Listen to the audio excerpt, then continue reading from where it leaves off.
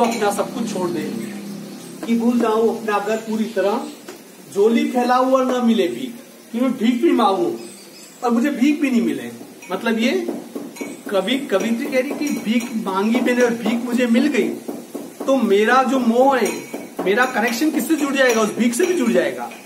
देखिए कुछ फकीर लोग होते हैं, सिर्फ कटोरा होता है, पर बाय में भूले बैठ के उनका कटोरा घूम जाए ना, कुछ भी नहीं, उनके सिर्फ कटोरा है, पर वो कटोरा यदि कभी घूम जाए या कुत्ता लेके भाग जाए तो उनकी आत्मा तड़प उठती है। उस कटोरे के साथ भी उन्होंने क्या कर दिया? मोह जोड़ लिया।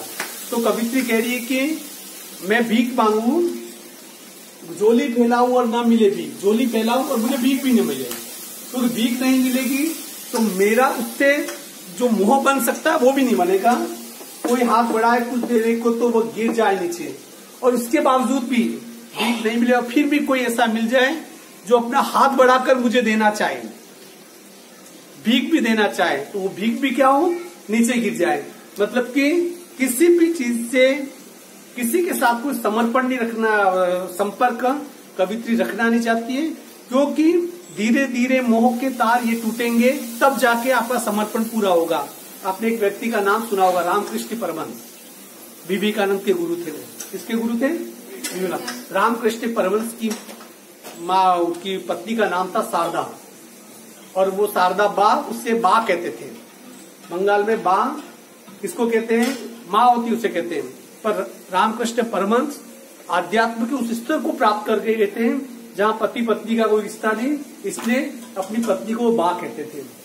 पर उनकी एक प्रॉब्लम थी रामकृष्ण परमहंस की। क्या प्रॉब्लम थी? वो जैसे प्रवचन दे रहे लोग हजारों की भीड़ के सामने, और अचानक दौड़ के रसोई में घुस जाते थे, खाना क्या बनाए? आश्चर्य करते थे। इधर लोग सामने प्रवचन और खाने के लिए पूछते चले जाते, कभी कभी रसोई में घुस के थाली में खाना लेके आके प्रवचन देते हुए खाना खाते थे। बहुत पहुंचा हुआ गुरु था। एक दिन शारदा बा ने कहा, उनकी पत्नी ने कहा, कैसे हो तुम यहाँ?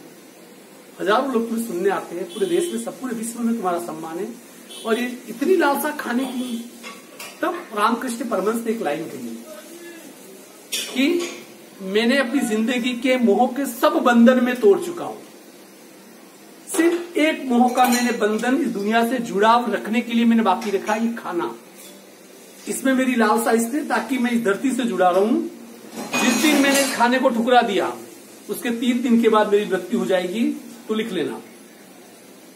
ये कई साल हो गए, 2-3 साल हो गए।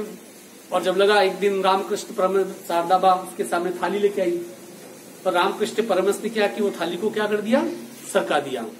और शारदा बा को वो 3 साल पुरानी बात याद आ गई, और उन्होंने उसी समय सफेद वस्त्र धारण कर लिए, वो विधवा हो गई। इस धरती की पहली औरत थी जो अपना पति जिंदा है फिर भी विधवा हो गई, क्योंकि उसे उनके शब्द याद थे, जिस दिन इस मोह को भी मैंने त्याग दिया, फिर मेरी मृत्यु हो जाएगी, मतलब इस धरती से मेरे तार जो जुड़े हुए वो टूट जाएंगे।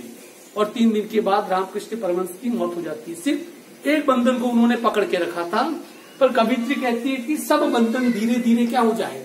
हटते रहेंगे।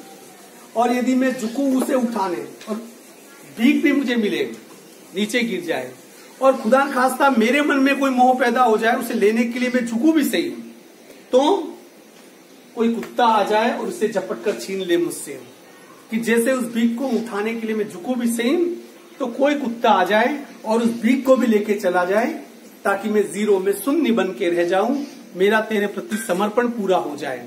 पर ये जब तक समर्पण पूरा नहीं होगा, तब तक कभी भी ईश्वर नहीं मिल सकता है। तो इसमें था इंद्रियों को नियंत्रण, इसमें था संपूर्ण समर्पण। इन दोनों के बीच में जो जगह स्पेस है, खाली जगह है, वही ईश्वर है, और वहां जाना सबसे मुश्किल काम है। पर यदि हम समर्पित हो जाए, इंद्रियों को वश में कर दे, तो सबसे आसान काम भी वहीं पर है। ईसा मसीह ने कहा भी था एक बार, बच्चे की तरह जो हो जाएगा वो मेरे राज में प्रवेश पाएगा। मतलब क्या है? बच्चे की तरह होना, बच्चा खुदा का रूप होता है, निर्मल बेदाग होता है, उस पे मोह माया लोभ कुछ भी नहीं, वो किसी से डरता नहीं, कुछ नहीं। सांप ला के रख दो, सांप को लेके मुंह में डाल देगा, वो बच्चा है, वो डरता ही नहीं, क्योंकि दाग से रहित है। जिस दिन हम बच्चे की तरह हो जाए, तो हमारा समर्पण पूरा हो जाए, तो ईश्वर हमें मिल भी जाए। आज के लिए इतना ही काफी। आज थोड़ा फिलोसफी का डोज थोड़ा ज्यादा हो गया, पर बर्दाश्त करो।